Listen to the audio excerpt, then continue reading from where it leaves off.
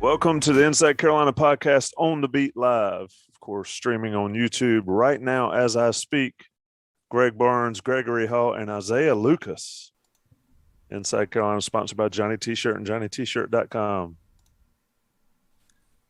And with On the Beat Live, that means, again, we are live on our YouTube stream. So get in quick, get us some questions going. We've already got quite a few people in the chat. Gregory Hall monitoring that. We're going to try to do a few new things here. Of course, we've got a fourth here. So we are two bicycles instead of a tricycle tonight. Isaiah Lucas, certainly interning with Inside Carolina. What's going on, Isaiah? How's it going? We are glad to have you. We sometimes get rowdy in this, so be prepared for anything, any questions that come your way. But I'm going to start the show with Greg Barnes and the stat of the week. Greg, we gave you the homework before the show, so I'm sure you've got something ready to roll. Yeah, it's funny you say that. I've kind of been trying to figure out what would be the best thing to talk about because there's so many good ones. And I think there's such an emphasis right now on kind of what's going on with North Carolina's offense. One thing that Mac Brown and Phil Longo both talked about lately is what's going on to get North Carolina behind the change, because they have been. I think it was 14 first down plays, even last week against Duke, where they had some success. They gained 2 or fewer yards on 14 of those plays. That's not good. That's not really what you're looking for. And so the stat I wanted to throw out is Sam Howell related. We've made a big deal about the deep passing game is not what it has been the last 2 years. What we know is that Sam Howell has been very successful throughout his career on first down. If you go back to his freshman year, 2019, he completed 65% of his passes for 1,780 yards, 19 touchdowns, 3 interceptions. Pretty good. 183 quarterback rating. Last year, however, those numbers skyrocketed like the whole offense did. Sam completed 75% of his passes on first down for 1,926 yards, 15 touchdowns against 1 interception for a 211 quarterback rating. Very impressive. This year, however, we're not seeing anywhere close to that level of productivity. On first downs, he's only completing 58% of his passes, 600 yards, 6 touchdowns against 1 interception. So that's good. But QB rating down to 157. So last year it was 211. This year it's 157 on first down. That's a problem. Fortunately for Phil Longo and for this offense and for North Carolina fans in general, while Sam has struggled on first down and on second down for that matter, his quarterback rating is 157 on second down as well. He has elevated his play and he has made some big throws on third down. On third down this year, he's completing 71% of his passes, 4 touchdowns, no interceptions for a 229 QB rating. Wow. So we know what kind of talent Sam Howell is, right? And even though he's getting behind the chains and the offense is struggling, he's still doing a pretty good job when put in these tough situations.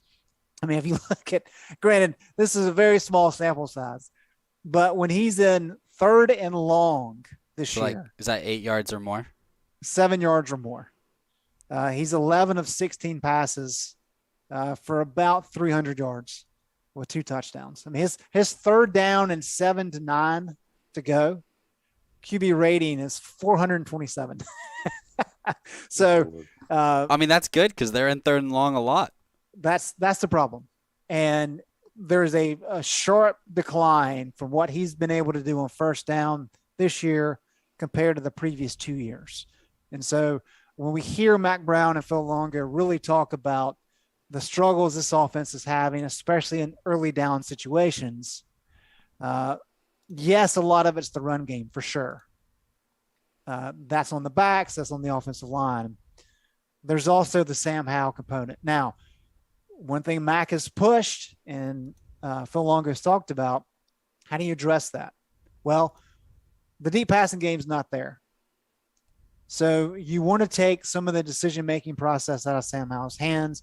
That's when you start doing some of these quick hitters that Phil Longo talked about last week. We saw a little bit of it against Duke, not as much as I thought we would see. And so those are the things that they're looking at. Those are the stats and the figures they're looking at, trying to figure out how can we get this offense going? Because what we've seen, I mean, really dating back to the Larry Fedora era, right, over the last decade, is that when UNC is able to get things moving and they're able to get ahead of the chains and pick up first downs, then you can utilize tempo, then you can find rhythm, then the offense really starts churning. We saw it against Virginia. We saw it against Georgia State. We saw it a little bit against Duke. But that's got to happen against even good defenses. And that's one thing they're keen on.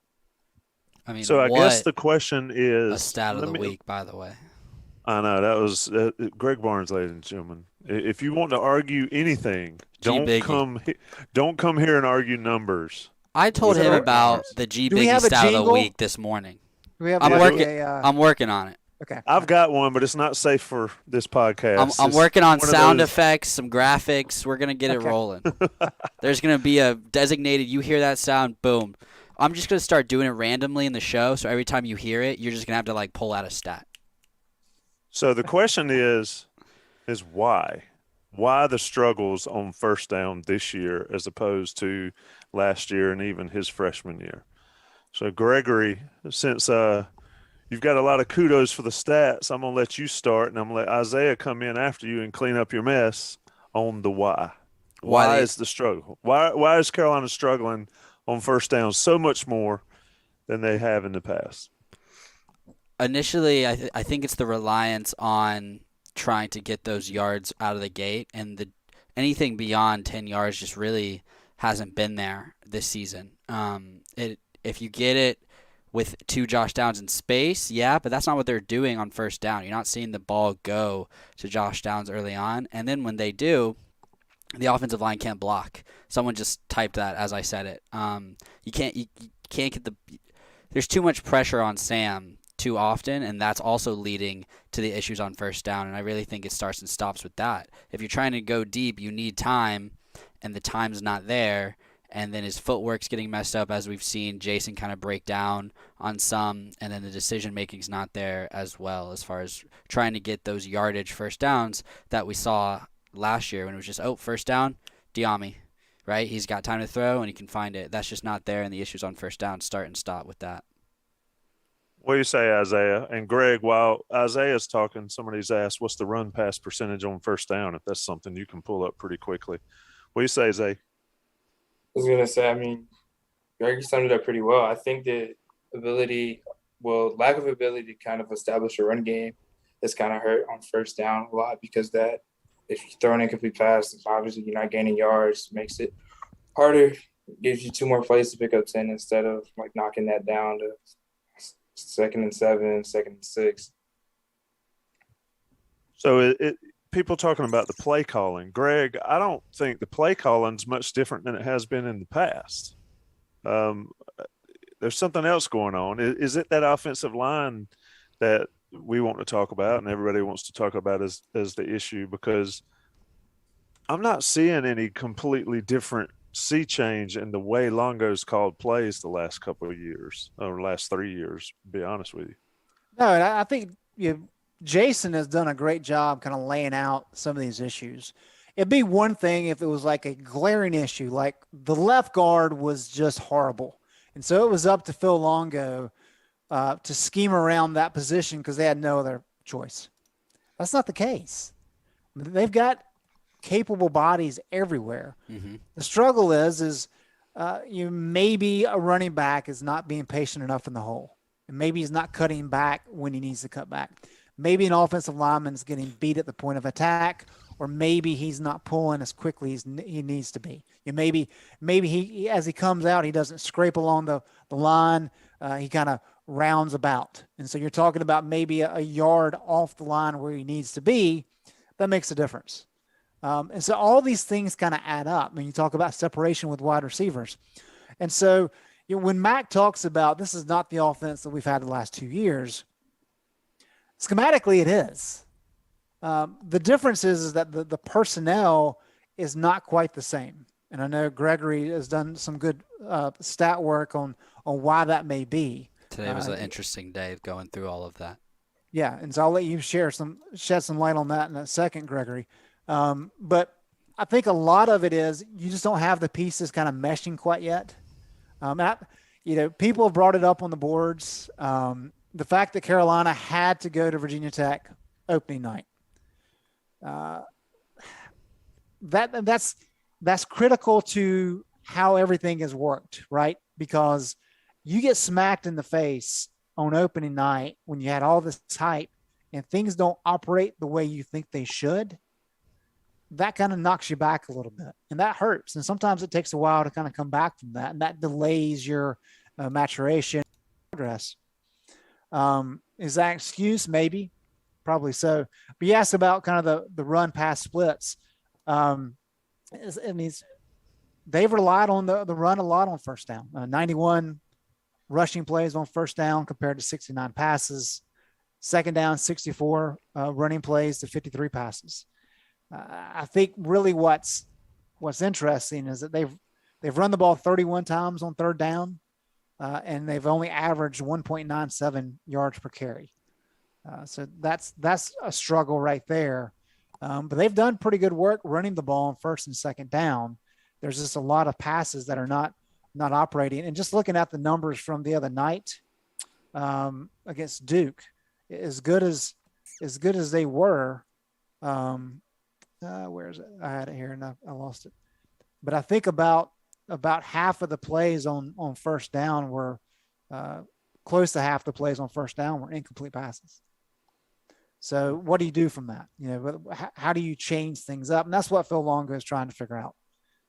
Yes, they have taken a few shots on first down the field, but I think it's really just trying to establish a rhythm, because once you get behind the chains, it makes it very difficult. And North Carolina against Duke, their average third down distance to go was 6.3 yards. So not quite third and long, but getting pretty close. You do that against good football teams and you're going to lose. Yep. And that's what they did in Blacksburg and against Georgia Tech. We can debate whether those are good football teams, but yeah, you can't do it against normal football teams. Go ahead, Gregory. I was just going to say, no matter how good your third down conversion is, which North Carolina is it's decent. I mean, they're just under 50% right now, fourth in the ACC. And that's with having third, I don't know what their average is on the season, but if they're 3rd and 6 against Duke, it can't be much better than that for the entire season. They haven't played elite defenses, but Virginia Tech shut them down and so that's all I was going to say as far as third down and to go. So let me follow up on Mark Williams. He's asking the questions before I can get the answers, but this is relevant. Let's all talk about it. I'll start with you, Isaiah. Longo called plays 2 years ago.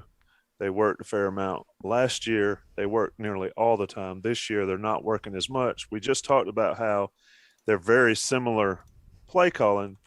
Should it be switched up given the different personnel?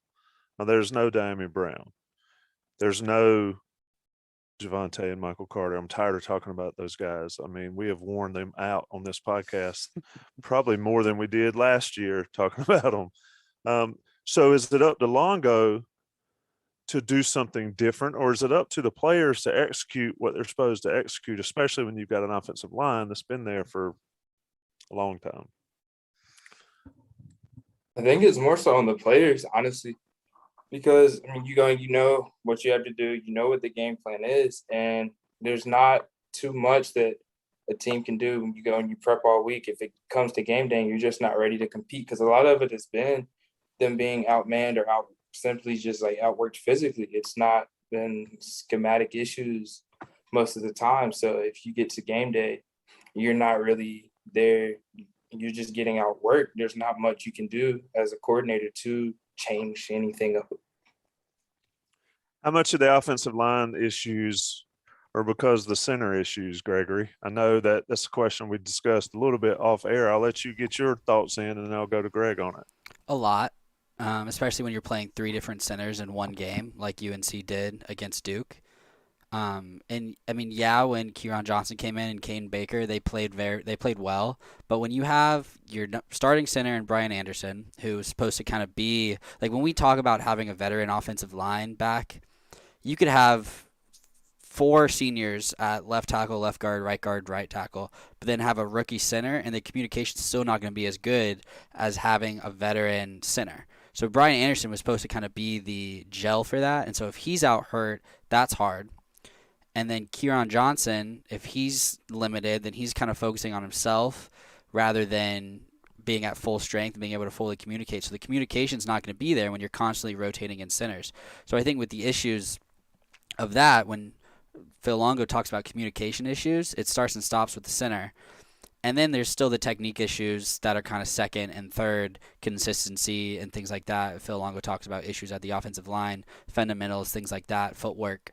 Yes, those are issues, but those can be ironed out more so than just having consistency at center as far as fixing the offensive line issues. Greg, that's one thing that's been surprising to me is, the center issue. I mean, when you're having open tryouts on your team, 4 weeks into the season, there are issues there. But I was really expecting this unit, as much as we've heard of cross training and all the different stuff and the continuity that they've had playing together, I was expecting more from them, even when dealing with those issues, even though I will fully admit that center is the most important position there for the continuity and the communication. Yeah, and even in the preseason, I mean, the guys, when we asked them about Sam Howell being sacked 70 times the last 2 years, I mean, they clearly had a chip on their shoulder about it, and they wanted to make it known that they were not going to allow that to happen this year, and that they were going to keep Sam upright. And then talking with some of the linemen recently, I mean, talked to Kieran Johnson on Tuesday night, and this really doesn't seem to have any answers for what's kind of going on, even though, the guys have been together for 3 years. And I think that's problematic. But if you look at the Pro Football Focus stats, we know Brian Anderson's been playing hurt. He didn't practice much in preseason camp, had that boot on his foot for a good portion of the offseason, or at least in the summertime. Playing hurt. I mean, there's no question about it, right? But if you look at his Pro Football Focus grades, on the season, his overall grade is a 33.1. What's average? Is 50 average? Like 65? 60 is like above 60 is kind of what they say it should be like a backup. When you get below 60, it's pretty bad. Eugene Sounds like Asante is in the 40s, which is why Cedric Gray's part of the reason why he's taken over, just to give you like an example of production and things like that. Right. All right, go ahead, Greg. But a 33.1 overall for Brian Anderson. So he's playing hurt. They need him out there for communication purposes. But Pro Football Focus only grades production and how those guys are doing. And he's just really struggled. So credit to him for playing through pain. But then you look at, Kieran Johnson's also been banged up. His grades is 63.5, but his pass block grades are 39.7. So your two starting centers both have below 40 pass block grades. That's a problem. And it really doesn't matter how good your guys on the edges are. If teams know they can exploit the middle of the line, that's going to be problematic. And same goes, in the run game. And that it starts and stops right there. But then you get into the communication issues. You get into some of the other things where other guys have been banged up. Joshua Zuda's battled a lot of injuries over his career. And so, you would assume, Tommy, I'm just like you. The guys have been together for so long. It should almost be plug and play at this point in time, right? It clearly is not. And so it's probably going to be until those guys get completely healthy. When you're talking about guys that are 6'2", 320 pounds, getting hit time and time again, the only way those guys most likely get healthy is to stop playing for a while. And I just don't know how that's going to happen. Yeah, linemen don't get healthy during the season, not lower body injuries. They not linemen who play. Yeah, it's awfully tough. And I was taking notes right there. working on some game plan podcast questions because we've talked about the scheme. We mentioned it earlier here. Should Longo do some things differently? If the center of your line is getting whipped in pass pro, maybe roll the pocket a little bit. Maybe we'll discuss that tomorrow, Greg, when we record the game plan podcast. Let me come back to Gregory and Isaiah with the couple points that I wanted to make here. I was looking at our plan for this podcast, but I'm not following it, Gregory, and I apologize. You worked a lot. We'll get it all in. There are bolded. What do you mean? I just don't follow rules, man. Obviously, you have got to learn that from me. We will get to them. It just might be a moment. Oh, I thought you were saying you didn't understand the flow that I would put out there. No, I totally understand the flow, but I'm gonna go with the flow. Oh yeah, do whatever you want. Yeah, I don't care. Yeah. So let me ask this. I'll ask Isaiah first. Two stats that surprised me when I'm looking at the season stats so far, 5 games in. Tell me what you think about these. 1, Joffrey Brown. How many catches does he have, group? He's got, assuming the stats are correct, he has 1 catch. 1? Yeah, right. It was that for 75 yards. Yeah, it was that 75-yard touchdown. And Josh Downs. How many rushes does he have on the season? None. That right there those are 2 numbers that I expected to be significantly different. 1, because I thought Brown would be the guy, and I said he'd be the breakout player against Duke. Yeah, I guess I jinxed him. And then I figured they'd find a way to get Josh Downs the ball in the running game.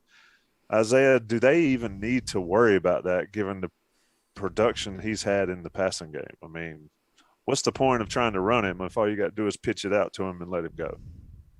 I mean, I think including him in the running game could just help with giving different looks out, giving a different variation for plays. But I mean, as you said, you don't really need to necessarily run him if you can give it to him on a screen or on a short pass, and he can take it from a 4-yard completion to a 25 plus. Yeah, and then Gregory, Joffrey Brown. What? Where? How? Yeah, I think some of that stems from well, I guess that kind of counters what I was going to say. Because I was going to say maybe that stems from them trying to get the ball to Emory Simmons and Antoine Green more to build confidence, but that's not working either. So if that's not working, then Joffrey Brown would be your next guy. I'm trying to look here quickly how many targets he has on the season. 4. Okay, so then that is more telling than the 1 catch, I think. They're not even trying to get him the ball. I mean, I know Antoine Green and Emory Simmons have, I think, 8 targets apiece. I mean, Josh Downs has a crazy number of targets, and rightfully so. He's got, 40-something% of the receiving yards right now. And part of that, someone asked in the chat about tight end usage. They've already surpassed the total number of catches that the tight ends had last year. The total tight ends had 24 catches last year. And Garrett Walston and Kamar Morales have combined for 24 already. So I think part of that has to do with if you're going to give the ball to Josh Downs so much and you're going to increase usage of the tight ends, then that's where other guys' numbers are going to come down. So I think that's kind of why you're only seeing 4 targets to Joffrey Brown. Maybe the confidence isn't at the level that we thought it was. I think whether it was last year or 2 years ago with Antoine Green, man, we thought we were going to be seeing that guy out there more often, but we weren't, and it was kind of confidence issues on the sideline and what they were seeing in practice and things like that. So it might be a similar situation for Joffrey than Antoine Green. And then, like I said, if you're going to get the ball to Kamari Morales and Garrett Walston more, and you're going to give the ball to one of the best receivers in the country, someone's not going to get the ball. And I think we're seeing that with Joffrey Brown right now. So here's the thing. If tight ends are getting the ball more, if Josh Downs is getting the ball more in the slot, is that the route you go? And of course, the counter to that is Phil Longo runs a air raid offense that is built upon the vertical passing game. And that's kind of the fuel, right? That's the igniter switch, ignition switch, I guess is probably the better way to say that. So you need the deep passing game, but if it's not working because you don't have guys able to get open or catch the ball, at what point do you dial it back? And I think that's the challenge. Is Phil Long is like, well, I know what works in my system because I've run it for so long. But if you don't have that available, how long do you keep trying to work on it? And I don't know. I don't know the answer to that. I found this interesting though, and this is a Josh Downs aspect. People may not believe this. Last season, North Carolina played 12 games. They had 28 passing plays of 30 yards or more. They have 16 already through 5 games this year. They are ahead of schedule and ahead of last year on passing plays of 30 yards or more. I'd love to see the breakdown. I know. You're still getting explosive plays, but it just seems like, and it feels like, and I think this is accurate, a number of those have been short passes like Ty Chandler on Saturday, like Josh Downs on Saturday, where those guys take the Larry Fedora approach of taking short passes and making long gains out of them, instead of it being deep shots where Sam's throwing a ball 60 yards in the air and Diami is going and getting it. So it's a little bit of a change in how it's working, but I think it just kind of speaks to the issues that Phil Longo is trying to work through. So part of the personnel scheming stuff that we were talking about and the stats that I dug up, the percentage of pass attempts for 20-plus yards, 10 to 19 yards, 0 to 9 yards, and then like behind the scrimmage, a bubble screen, swing routes, swings to the running backs, things like that. I looked into the percentage of all of that this season from last season. 20-plus yard attempts, the percentage has increased despite the lack of effectiveness. In the middle of the field, 10 to 19 and 0 to 9 has decreased, and then the behind the line of scrimmage, percentage-wise, has increased. Now, Josh Downs is on pace for a similar trajectory of usage that Daz Newsome was, as far as 25% of his stuff is 10 to 19 yards down the field, 38% of his targets are 0 to 9 yards. Daz was 20% and 37%. Now, for behind the line of scrimmage, Downs is very less than Newsome, but what I'm looking at, we know how good Daz was in space. We know how good Josh Downs is in space. Josh Downs is light years better after the catch than Daz Newsome was. On those 0 to 9 yard passes that he gets the ball super quick, whether it's an in slant or things like that, he's averaging nearly 13 yards after the catch per catch. Daz Newsome, 3. 10 more yards after the catch per catch than Daz Newsome was getting last year between 0 yards and 9 yards beyond the line of scrimmage. When I was looking at that, we knew Josh was good getting the ball after getting extra yardage, but that's crazy. And then the other thing that stood out is how Emory Simmons, now they only have 8 targets apiece as far as Emory and Antoine. But looking at this, they have a little bit more than that, but still not very much. Emory Simmons is getting the ball 36% of the time on his targets, 20-plus yards down the field. That's more than De'Ami Brown. De'Ami Brown was getting it 33% of the time. Antoine Green, 50% of his targets. 8 of his 16 targets are 20-plus yards down the field. Both of them, yards per catch, is less than De'Ami Brown. So it's just like they're throwing the ball down the field more. They're utilizing Josh Downs more effectively than they were even using Daz Newsome, but then they're still throwing the ball down the field, and I think that's where we're getting. And when I was talking to Longo, we were talking to Longo and Mac Brown talking about the last year's offense, and they're still doing the same things. They're really trying to get that deep passing game going, and it's just not happening. So, Greg, when you mentioned dial it back, what would that look like? And let me ask you a question before you get into that, Greg. How many screen passes have they thrown this year? I don't remember hardly any. I have that number. Anyway, I didn't mean to interrupt, but I've been wanting to ask that because I can't remember a swing pass or screen pass or a bubble screen. 17 screens. They're 16 for 17 on screens for 139 yards and 1 touchdown this season. And see, Larry Fedora used the screen game as an extension of the run game. And Phil Longo will do the same, but he hasn't had to. If you've got, again, Tommy, not to bring up the guys again, if you got Carter and Javante back there, you don't need to manufacture extra running success, right? I mean, you've got those two guys, so you don't have to worry about the screen game. And so, yes, the swing passes work. I mean, the play that Phil dialed up for Ty Chandler last week, where he got a Chandler being defended by a linebacker. Good luck. And it was a perfectly thrown pass, and it was a 75-yard touchdown. So yeah, some more of that stuff maybe would help offset some of the pressure that Sam's feeling. But as Jason broke down, I guess it was Monday.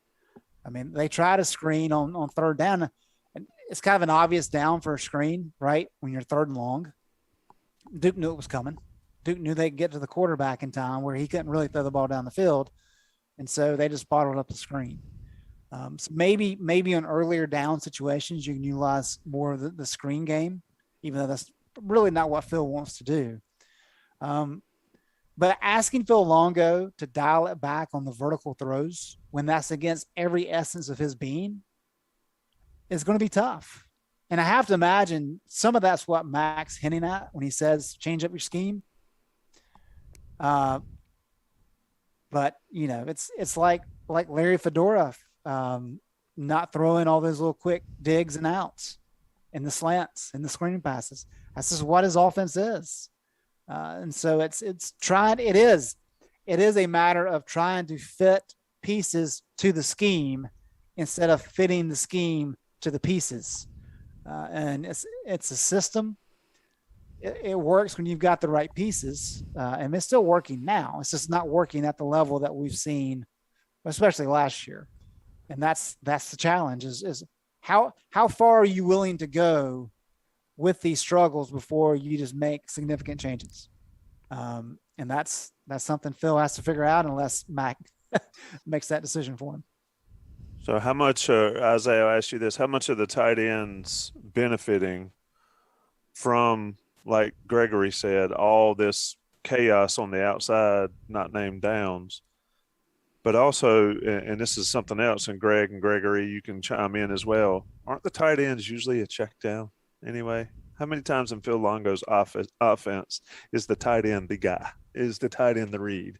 I'd wager not much. Anyway, Isaiah, Kamari Morales, Garrett Walston, man, those two guys that if it were last year, we'd probably called their name like 3 times by now this year. Now it's, they're setting tight end records for Phil Longo's Carolina offense.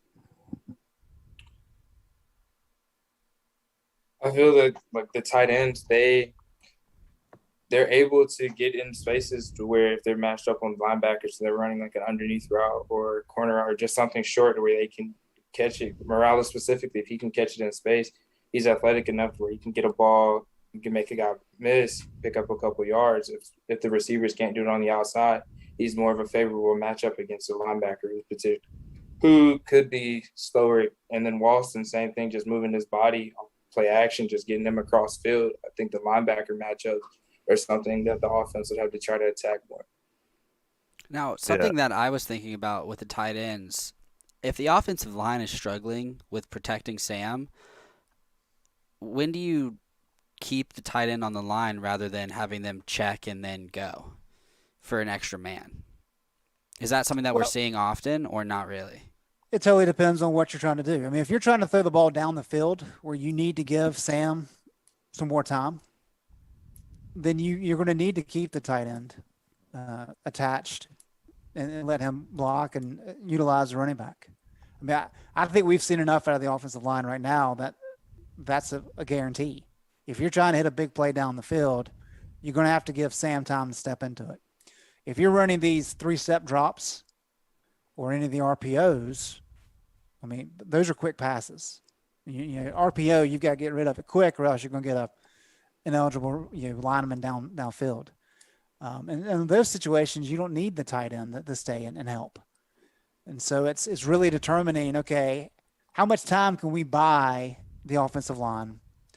And then, if the defense decides to blitz, is the running back good enough as a blocker to offset some of those, some of that extra pressure so that the tight end can still get up the field and find a spot to sit down. But yeah, we talked about it as a positive for Sam Howell, and it is. When he first arrived, of this is a gunslinger. Does he want to make the check down to Garrett Walston for 5 yards, or does he want to hit the home run ball? He wants to hit the home run ball, and he's really good at it. And so if you're trying to neuter him in his third year, again, that's going to be something that he's had so much success not doing that. It's going to feel like regression. And yes, it's just really a mess right now, trying to figure out how much to dial it back and how much to push full steam ahead. Yeah. I've watched a fair amount of pro football, and you better be able to hit the check downs, and you better be able to hit the tight ends. And that's why guys like Kelsey and Kittle and all make a lot of money and put up huge numbers, because they know that their quarterbacks can do that. Let me take a second to talk about Johnny T-Shirt, johnnytshirt.com. Great sponsors of the podcast and the friends of Inside Carolina. They certainly look after us, and they will look after you as well. If you're an Inside Carolina premium subscriber, you get 10% off your order. Even if you're not a subscriber, you can certainly still go to Johnny T-Shirt and johnnytshirt.com, and they give the great customer service both in store and online. Take care of them. They take care of us. Get your gear there. They need your help. Visit them on Franklin Street on game days or any other time you're in Chapel Hill, or just check in online. Quick and easy. Also, rate us, review us, subscribe this YouTube channel. If you subscribe here or follow or whatever the button says, it'll kick you a notice when we're going live. We might do more of these shows live than on the beat sometimes. You never know. We might surprise you with some live content. And, of course, you can get all of Inside Carolina's great video content as well on the YouTube channel, and the podcast app gets all your audio. National guys will pay the bills on the audio version. We'll be right back on the beat live, InsideCarolina.com. All right, boys, we're back. It's on the beat live. It is Tuesday night, about 9:42. Boston's beating the New York Yankees 3-0 in the top of the fifth. Greg Barnes, Isaiah Lucas, Gregory Hall here. Let's talk about the defense a little bit. Of course, I'm going to start with Greg again. It just made too much sense to get Conley closer to the line of scrimmage, but yet it took a month for it to happen. Good move, bad move for Jay Bateman in the defense? Well, clearly a good move against what Duke wanted to do. I mean, let's be honest. I think everybody watching that game realized that they've got a really good running back. Mateo Durant's a solid back. He'd be starting for North Carolina right now, but not much else. Gunnar Holmberg has ability with his legs. They don't have much of a passing game.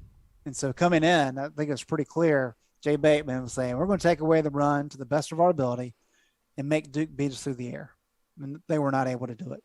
So when you think about that scheme, you have to have a solid presence come up. I don't know if people really appreciate Ja'Curious Conley's size. I mean, the kid looks like a linebacker, and just seeing him pregame beside the other defensive backs, you're like, he may be in the wrong position, right? Especially Trey Morrison. Yeah, I mean, it's phenomenal. I mean, he's just a big kid to have the speed and athleticism that he does. So yeah, clearly against Duke, that's what you wanted. But I do think it's interesting. Two things had to happen for Conley to be able to slide up. One is that Cam Kelly played really well at Georgia Tech, and apparently he's been solid in practice because he had some really good grades in Atlanta, even though that was clearly a loss. And that gave Jay Bateman the confidence to be able to say, okay, you know what? He's been backing up Conley at strong safety. We're gonna let him take the reins there. But then Don Chapman, who is like Trey Morrison, has done a little bit of everything for the secondary. They were able to use him both at safety and as the third option at cornerback, with Storm Duck and Dede Hollins both being out. And so when you can move pieces around like that without there being glaring lapses, you can really use a guy like Conley in different roles, maybe even week to week. And it's great to have a piece like that you can utilize, but it's also great to have guys around him, maybe secondary role guys, who can be effective in helping him out, helping him allow Jay to move Conley up. So I thought that was a very solid approach to how they did things. And the fact that he was able to really move those pieces around the way that he did. We talked a lot in the spring about versatility. We talk about it a ton on the offensive line, but Jay's really done that with the defensive secondary, and it paid off on Saturday. Isaiah, is Conley the most important piece of that defense for Jay Bateman, in your opinion? I would say so, just because of his versatility. It'll allow just for more things to be done, whether it's from the pass rush or just trying to disguise things with the coverage. Maybe just sending it, you can put him in the box where he can come down, stop the run, or he's athletic enough. We saw when he got that interception where he can just fall back. If he baits a quarterback, he can snag a pick. So I triggered somebody and said Gimmel's the most important guy on the defense. And Gregory, I believe that. I believe the middle linebacker usually is, but I'm not so sure Conley's not the most important piece on this defense, given what Greg and Isaiah have already talked about, the versatility. Yeah, when bringing up most important, it's hard not to say Gimmel, just because we talked about this a little bit last week, right? If you take him off the field, getting set up and communication is just out the window. And I think you saw that with him even going the extra mile to get the front seven in the same room all at once together rather than half and half, balancing class schedules and things like that, right? And the difference that made with getting to the quarterback. I really like what Conley brings. I think that's obvious what he's capable of, the size factor, his speed. He's cleaned up the tackling issues a little bit, and that's been good to see. That's a tough one. I think it's still Gimmel, but Conley's got to be, like Isaiah said, the versatility is just such a huge factor, especially in the college football offenses nowadays. Because if you can put him at nickel and stop the run for one game, and then you need him in coverage to help out against an offense that can burn you through the air, and then you're keeping offenses guessing as far as like where's zero, then that he's a problem. So I think it's tough because I don't necessarily think they know where Gimmel's going to be, right? But they're not going to try to avoid a middle linebacker. You can throw it outside and things like that, but Gimmel's going to make his plays and get his stops. But Conley, if you don't know where he's going to be, then that's an issue for offenses. Yeah, and look, the best player on this defense, I don't think there's any question, is Conley. Right. That's different than most important, though.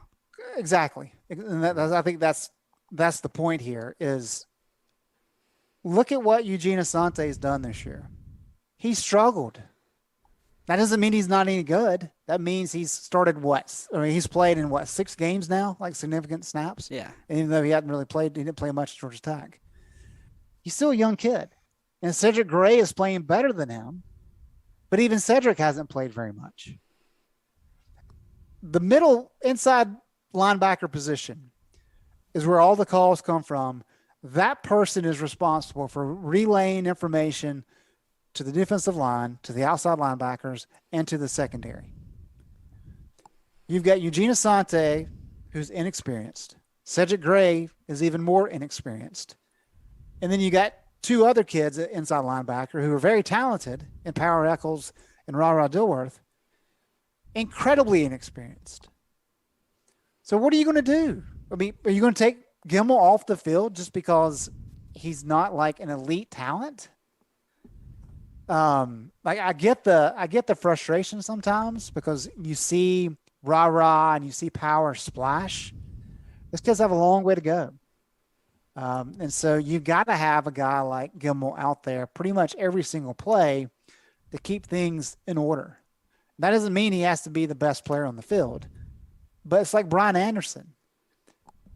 Brian Anderson, it was key for North Carolina. And we saw how key he was when he didn't play against Virginia Tech. The offensive line really struggled in that game communication-wise.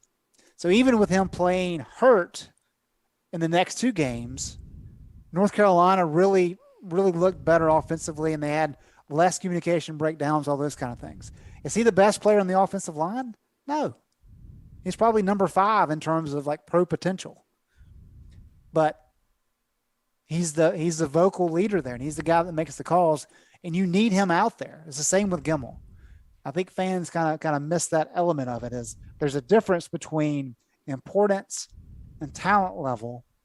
And Gimmel's talented. I'm not saying he's not, but there's a difference between what he brings to the field and then what some of the other guys at that same position do.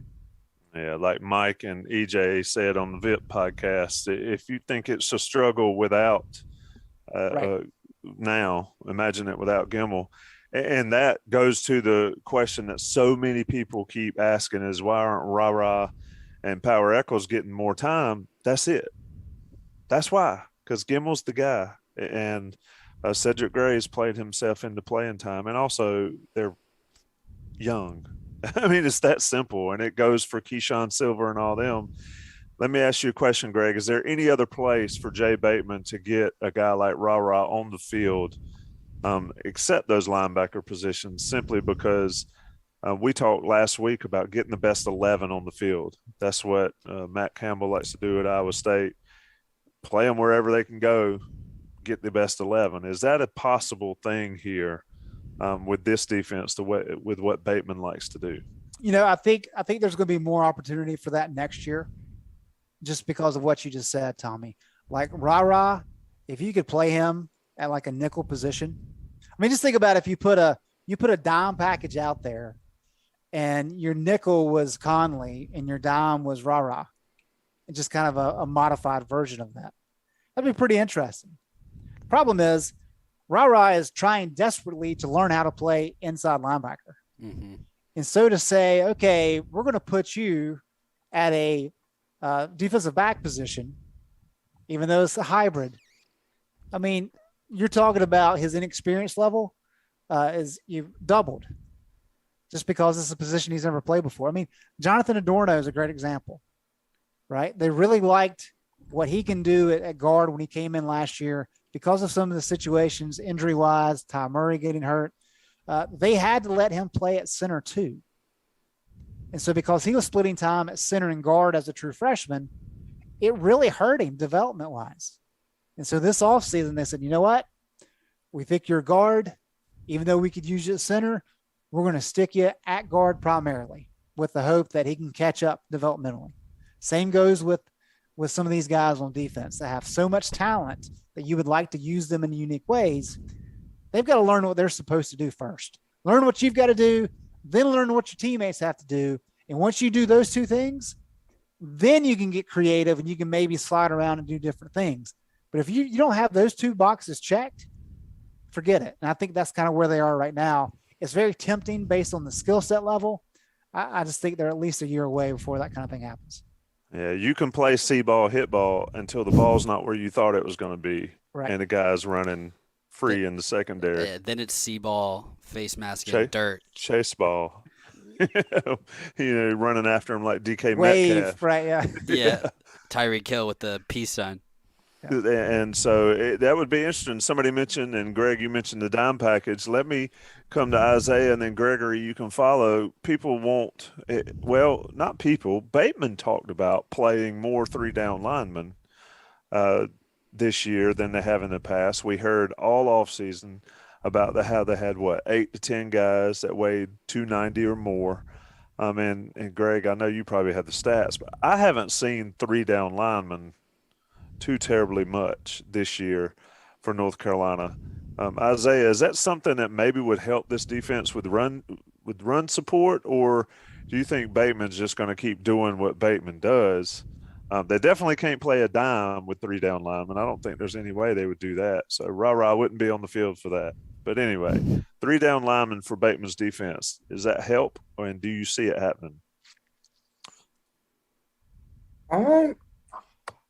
Honestly, I don't know. I feel like you could continue to run the three down lineman. I think the thing would be, if you do, just making sure that you can contain quarterbacks when they run. I think that's the biggest aspect. Whatever you throw out there with guys on the line, you got to have, if you throw three down linemen with you have 2-3 guys behind them that are able to not only like fly, come in and try and get sacks, but also fast enough, quick enough to contain quarterbacks. Because the big thing that has happened is quarterbacks have just been able to get loose. You have your guys out in coverage, but then the quarterbacks, they sit back there. If they see a hole, they have no problem. There's no like element of fear. They just take off without thinking twice. Greg. The times that we've seen 3 down linemen are 3rd and short when it's a run package by the opponent. Against Duke, there was 3rd and short, and there was supposed to be I think it was supposed to be Murphy, but then the ref pulled him aside and he had something wrong with his helmet, so then Ritzy had to be on the field. But you had Tamari Fox, Javari Ritzy, and I believe it was Hester. Greg, do you remember the play that I'm talking about at all? Probably not. My brain is all over the place. But it was a 3rd and short, and there were 3 down linemen, and they got the stop. And that's kind of where I've seen 3 guys on the defensive line, just because you know that they're going to try to just get those 2 yards, run the ball up the middle, and you want those guys in. And that's where Bateman's, and he's talked about it before, as far as having certain linemen for certain specific plays and certain specific instances during the game. So I think that's really all you're going to see the 3 down linemen as far as that, especially when you're trying to get a consistent pass rush. You want the best pass rushers in Kamen Rucker, who I guess can be considered a down lineman. He lines up on the line more than like a Des Evans does. Des Evans is usually just standing up. Kamen Rucker likes to put his hand on the ground.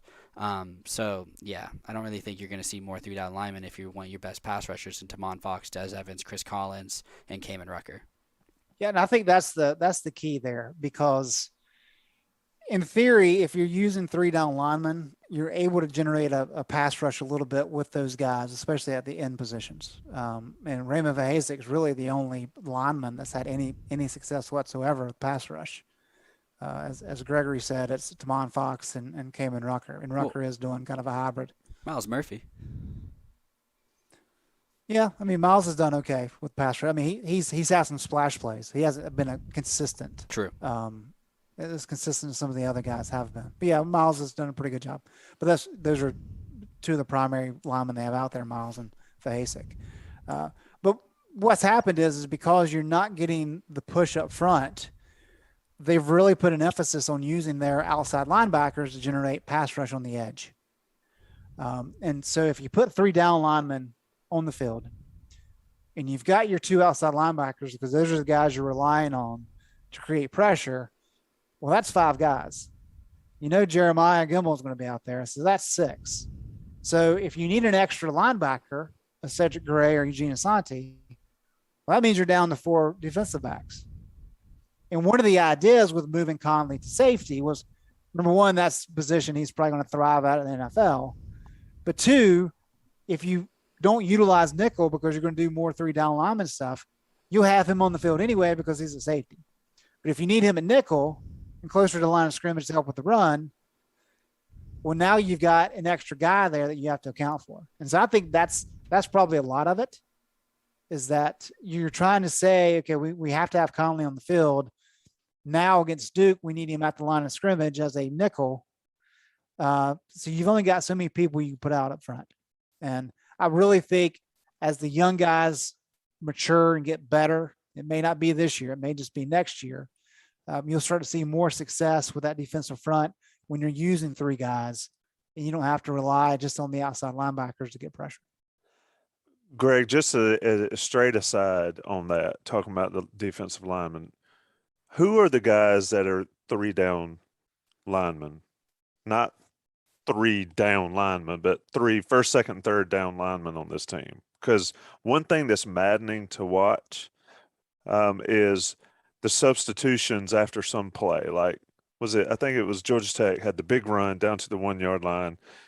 Bateman's scrambling to try to get a substitute the line in and out, and nobody's ready. I mean, who can they rely on that's out there that could play every down if they needed to, so they're not in the mad dash fire drill to sub out if the situation changes? Well, you as we talked about, your 2 key guys on the defensive line, 2 guys are always out there. It's going to be Miles Murphy and Raymond Vahasek. Vahasek, of course, is the nose tackle.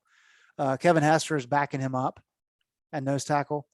But when you go strictly 3 down linemen, and you're not including Kamon Rucker as a hybrid there, it's Tamari Fox is the other guy.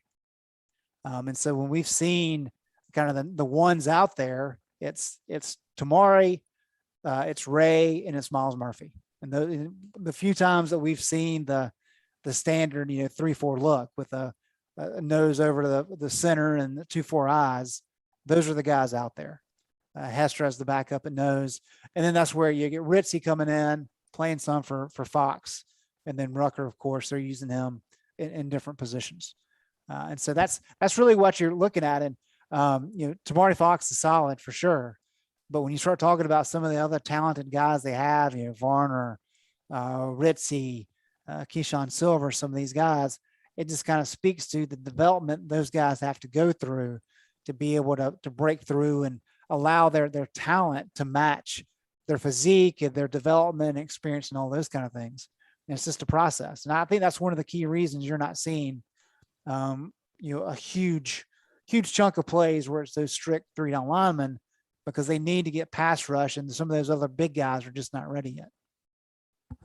So, Gregory, I'm coming back to your outline right Finally. here. So you will be happy to know I'm going to start with Isaiah, and I'm going to go to you on your outline. We're going to start having the on-the-beat power rankings. Yeah, this is the one I wanted to do. You wanted to do this. All right, Isaiah, give me your top 3 position groups on this team right now. Now put you on the no. You can sit and think about it. Gregory, you go first since it's your idea. I already prepared for this, so because you said I tagged you like, which ones do you want to do, and you were like all of them, and I was like, all right, I'll start prepping. So top 3 position units right now, power ratings, right? Not overall talent, not production. It's just who performed well currently and who's kind of at the top right now. So there's number 3. I've got the secondary. Coming off of the Trey Morrison scoop and score. Yes, that was caused by the defensive line, but Trey Morrison was in a position to score it. Got 4 interceptions out of 5 games. Just been solid. Back-to-back games where you're holding opponents under 8 yards per attempt. Both against Virginia Tech and Virginia were over 9, so improvement there. Number 2, tight end groups speak for themselves. They're already at as many catches as last year. Kamari Morales, 3 touchdowns in 3 games in a row. And then number 1, the defensive line. 4th time since Mac's been back that they had 5 sacks in a game. 3 of those 4 times were against Duke, which I think is pretty funny. The scoop and score by Hester, and then 3.3 yards per carry, holding Mateo Durant to lowest season. Defensive line's my best position group as it stands. Defensive line, best position group on the team at the moment, per Gregory Hall. Isaiah, what say? Because Josh Downs is only one person. You've already explained it. You're over. Mute yourself. What do you say, Isaiah? I'd have to agree with secondary. Secondary at 3. I think the way they've been playing, I'd put them at 3. I'd say tight ends at 2, and then D-line at 1. I think he hit it on the head, honestly. Oh my God! You don't have to follow Gregory everywhere. He'll start disagreeing with me eventually. Yeah, once you get your legs under you here, then you can start just blowing him out of the water. Greg, speak some truth here. Well, how specific are we trying to be here? Because secondary encompasses a lot of positions, right? Secondary is safety, all right. Since quarterback, I'll go with I guess safety / nickel as one position group because Conley plays both. So that was my point. Conley and Morrison's play. Okay. Is that better? Does that make you happy? That is better. Because I wasn't necessarily thinking Tony Grimes and Kyler McMichael because they've been good. They haven't been great. So can I go? That's the thing. Can we go even further? Can I say slot receiver? You can do whatever. Well, see, that's what I was thinking of. I was like, because receivers haven't been, but Josh Downs has. So, I mean, I guess do whatever you want. It's new segment. I'll let you go, Greg. Best player on the team. Best player on the team. However you want to justify it. This After season, week 5. right now, Josh Downs. Best player on the defense. Tamon Fox. Ooh. Currently, as it stands? Wow. Right now, yeah. I got to look at that. Hold on. Let me check the chat. That's going to create some things there. Well, okay. Give it to me, chat. What y'all think of Greg Barnes is Tamon Fox, best player on the defense? By the way, Gregory, I haven't forgot you owe me It's not over yet. a lot. He's It's only not down. over. He's only Des Owens 0, Tamon Fox 2 sacks. It's a lot of football left to be played. Greg, would you put the defensive line as high as they did thus far this season? Power ratings currently. No, I wouldn't. Yeah, that's the thing. Like power ratings for this week, I get it. Thank you. The defensive line did what they needed to do against Duke. They rose to the occasion, so they get credit for that. For the season, no. Well, then give us your 3 groups. For the season, Power ratings. I don't know as it stands. well, power ratings. Are we doing it by week? After week 5. Yeah. After week 5. Okay, so for the season after week 5. I agree that tight ends are up there. They're top 3, so I'll go tight ends at number 3. Quarterback, number 2. Just because even though Sam Howell is having a down year compared to his standards, Right. his numbers are still ridiculous. Still on track to be the best quarterback that has ever played in Chapel Hill. I think he's already there. And then secondary, right? I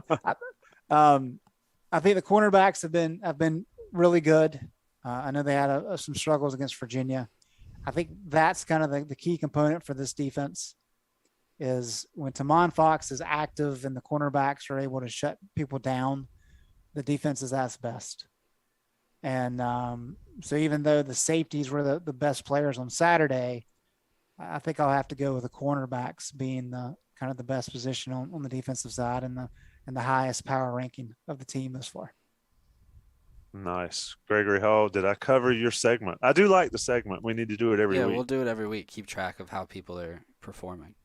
I know we need a graft so we can have the up and down and all that kind of stuff. We've covered a lot in an hour. Gregory, what would you like to do next, or would you like to get out of here? And for the folks listening, I've been taking notes the entire show that Jason Staples will get some of your questions as well. So tune in to the Game Plan podcast. And if you have recruiting questions, that goes to Ask Don Callahan at Scoop Podcast on Inside Carolina. Not this one, because I could not tell you about it. I could tell you about some people I've seen in person that are local, but I'll keep that for the special premium. Gregory, what are we doing now, my man? Do we want to transition to Florida State a little bit? I've got a Sam Howell clip and a Reva Hossack clip about Florida Let's State. get it. All right, cool. Let's get it. While you're pulling those up and getting it ready to go, Greg, what do you think of the Bobby thing on Kenan Stadium wall?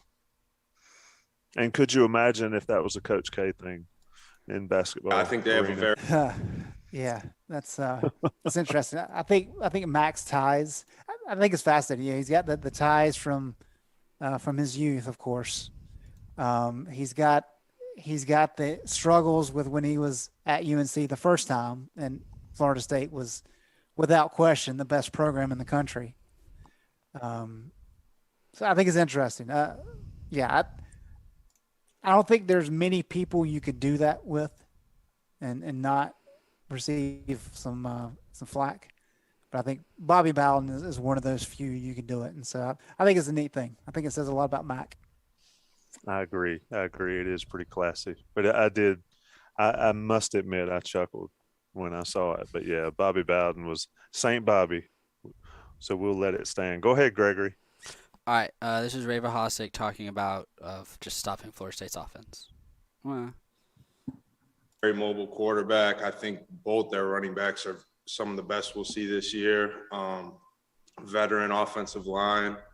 So I think you can say what you want about their record, but they're a super talented team, and some things could have went a different way, and their record could look a lot different. So I think what stood out about that was him bringing up the record, and Mac kind of mentioned it earlier because they're 1-4, I believe. They just got their first win, but they lead the ACC in rushing, and they're like near last in passing. And what does UNC have issues with? Running quarterbacks, especially Jordan Travis last year, and he's looked just as good, if not better, this year. And that's the first thing that Ray mentioned. So they know what they're facing this weekend, which, I mean, they should, but it's obvious that that's going to be the main things that they're going to need to try to stop. And yeah, just because Florida State's 1-4 doesn't mean that they don't. It's not a matchup issue for this Carolina defense. I thought that's what stood out to me about that clip. Isaiah, your take on it? I mean, Florida State's pretty much the way they were last year, and they roughhoused Carolina early, especially. I don't see it really happening in Kenan Stadium on Saturday, but what's your takeaway from this game and where Carolina's mindset is maybe going into this matchup this year versus where it was going into it last year? I mean, I think he said like all the right things, like that's what you're supposed to say when you're playing a team that maybe has a chance to beat you, but their record doesn't really like show that. I think mentality wise, I think they're just in a spot to where they know they can't think that they're gonna steamroll them because they probably thought that last year. And I mean, games like this, even though it's not the same stipulations, it's a trap game, really. Greg, I still can't understand how Florida State's 1-4. I know we talked to Staples a lot, and he can explain exactly why they're 1-4. But this team is talented, and they show that in flashes. Do you think Mac Brown, A, will have any problem getting his team ready to play for this one? And then B, yet Mac himself has never beaten Florida State. I mean, just one of those weird games here. Talented team that's not good, also a team that Mac's never beaten. A confluence of events coming to Kenan Stadium on Saturday. I've been waiting for this game since last year because I think this game, more than a lot of the games that North Carolina's going to have played this year, will tell us what this team's character is. Because they were embarrassed in Tallahassee last year. They were a top 5 team. They went down there. People had some question marks about them. And Florida State embarrassed them on national TV. And Mac has brought it up a number of times this offseason. I mean, a number of times. We've heard about the Florida State game. I don't know how many times. It eats at him. Yeah, for sure. It eats at the players. And at some point, pride has to take over. And we can talk about the numbers. We can talk about whether or not Florida State's 1-4, how they've gotten better, all those things. But you have to want it more than your opponent in these types of games. And I don't know that we've seen that a whole lot out of North Carolina. I certainly haven't seen it every week. And so if North Carolina doesn't come out and show that they want it more than Florida State, then I think there's going to be legitimate questions to be asked.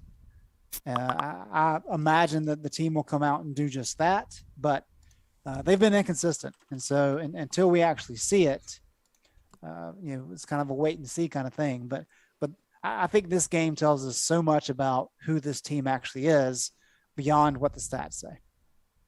I agree with that 100%. I mean, I was looking at the schedule and looking at this team could be 6-6. If they lose this game, they could be 6-6. And if that happens, you're going to have to get the old Mac Brown that can sell what they say, ice to an igloo, ice to an Eskimo, or whatever you want to say, because you can't sell 6-6, and this team can be there if they don't get this one on Saturday. Cue up the next one, Gregory. Sam, on what basically everything Greg just talked about. I think 100%. We know what it was. We know what it was like last year when we went down there. We kind of had everything we wanted in front of us, and we kind of lost it all right there. It's a big game for us. It's one we definitely want to get our revenge back from last year. They played a great game against us. They were more ready to play than we were last year. We definitely want this one bad. Greg, I'll get you first on it, and then we can run through everybody. I hear what he's saying, but I also saw Virginia Tech, and I also saw Georgia Tech. And this is in Kenan Stadium, so it's a little bit different, but is it different? Is this, like you said, going to show some character in this one? Or will that character come when Carolina goes to Notre Dame or plays at NC State? I mean, where are we right now based on what Sam said about last year, and they've still had the same issues. Well, we've talked about it as a cultural issue for North Carolina for years, right? I mean, uh, I don't know that I've been more flummoxed after a game than after the East Carolina game. Oh. 18? That was my first ever road game covering for y'all. Yeah. And I mean, some of the guys are like, yeah, we just didn't really take them seriously. And you're kind of like, And they just beat the hell out of you. And you won 3 games last year. But Mac has talked about, I mean, what did Mac say Monday? He said, well, the defense, they played a good game. Now, is that going to get to their head? Like the offenses, good games against Georgia State and Virginia did going down to Georgia Tech. And the fact that that's an issue is a problem. Like, you shouldn't be playing up and down to your opponent. But North Carolina has done that, and that's part of the learning curve. That's part of trying to become a legitimate program, right? Is trying to figure out that it does not matter who you're playing. Your goal is to play at as high of a level as possible every single time you take the field. And unfortunately, college coaches make a lot of money because they have to coach their players to do that. It's easier said than done. And so, yeah, I mean, if the motivation of being embarrassed last year is not enough to get both sides to play as hard and as passionate as they possibly can, then maybe we do need to wait another year before we start talking about this team, playing for the ACC title, because that's not going to be enough. And let me just say this real quick. Florida State has played a more difficult schedule than North Carolina to date. And just looking at Sagarin, their strength of schedule is 39, Carolina's is 53. They had a chance to beat Notre Dame in overtime. Yeah. They lost on the flukiest of plays against Jacksonville State. The game should have never been that close anyway. That was fun. Lost at Wake Forest, which right now is the best team in the ACC. Dave Clawson, baby. Lost a competitive game against Louisville, which is, Satterfield's got them playing better this year. And then Syracuse is playing better this year. Florida State won that game on Saturday. So I agree with Vahasik that Florida State, while they look like a dumpster fire, they're playing better than their record. And North Carolina is 3-2, by the way. So it's not like Carolina's a top 25 team right now. And you mentioned defense and getting embarrassed. And yes, there's last game. But you also have to look at the most recent time the defense got embarrassed, and that was when Jeff Sims ran all over them. That's what Jordan Travis is going to try to do.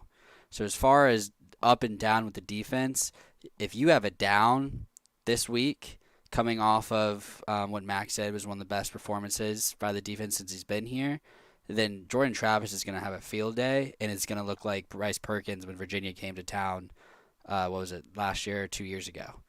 2 years ago. Yeah, so just talking about defensive up and downs, they can't – if they have one, it's just Jordan Travis is going to have – it's just going to look like Vince Young 2.0, just like Jeff Sims did, according to Mac. And Cam Kelly talked about defense is getting on a roll, and he was like, yeah, like we feel good about how we performed, but we can't just be complacent and not keep working because we know who's coming to town with Florida State and Miami, and we have to keep moving forward. So hopefully the mentality's there, and that regression and going back to what happened against Georgia Tech doesn't happen. And I think it helps that this game's in Keenan. Home versus road, as everyone knows, is just very different. So yeah, as far as defensive up and downs, it's just they can't afford to have another Georgia Tech, but at the same time, it's possible. Jordan Travis is very talented. Isaiah, I'll let you pretty much close the show and on that subject, and also give us a prediction. We're going to put you on the hot seat because we have sucked at predicting games thus far. So games, stats, players, it's just I can't do anything this year. I still own the Josh Downs prediction, and I will carry that one to my grave. It's not like you were the only one who thought that. Man, I was the only one that had the numbers off the charts. Isaiah, speak so we can mute Gregory. I think, well, just like coming into the game itself, like they can talk about wanting to play better, be consistent, pride and everything like that. But it's going to ultimately come down to if they can stop a running quarterback. That's been the biggest issue that defense has had since Mac has come back. It's just because even you look at the Georgia Tech game, like things were fine until they put a running quarterback in, and there was seemingly no answer for it. So I think if they can want to as much as they can have all the want to talk about this being a revenge game all they want, but it ultimately comes down to, can you stop a running quarterback when you need to? And I think prediction-wise, I think Sam's going to ultimately need another one of those 300-yard passing, 100-yard rushing games for them to pull this one off. I like that because it's hard to predict that Sam's going to rush for 100 yards. But if the defensive line is going to get back there, then he might be taken off. So that's not totally out of the realm of possibility here. We shall watch.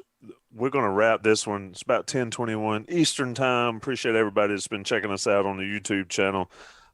We've got our faithful crowd that watches us. I appreciate y'all joining in. Greg Barnes, Gregory Hall, Isaiah Lucas. I'm Tommy Ashley. Johnny T-shirt, JohnnyT-shirt.com.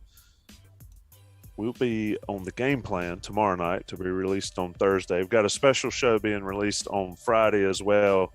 And also Coast to Coast comes your way tomorrow with Joey Powell, Sean Moran, and Sherelle McMillan.